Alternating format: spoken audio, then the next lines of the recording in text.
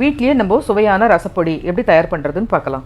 அதுக்கு தேவையான பொருள்கள்னு பார்த்தா சீரகம், மிளகு, தனியா, காஞ்ச மிளகாய், வெந்தயம், பெருங்காயம், துவரம்பருப்பு. மிளகு, சீரகம், தனியா, வெந்தயம், காஞ்ச மிளகாய், பெருங்காயம், தனியா எல்லாத்தையும் தனித்தனியாக லைட்டாக சூடு பண்ணி நல்லா எடுத்துக்கணும்.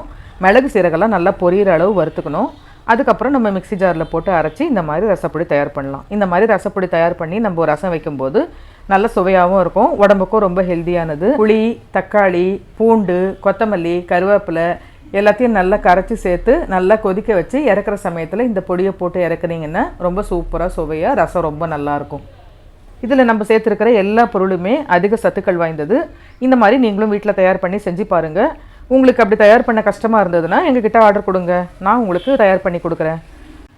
என்னோடய ஃபஸ்ட் கமெண்ட்டில் நான் என்னோடய ஃபோன் நம்பர் போடுறேன். விருப்பப்பட்டவங்க வாட்ஸ்அப்பில் ஆர்டர் பண்ணி வாங்கிக்கலாம். தயவுசெய்து ஃபோன் பண்ணாதீங்க, வாட்ஸ்அப்பில் ஆர்டர் பண்ணுங்கள். தேங்க்யூ.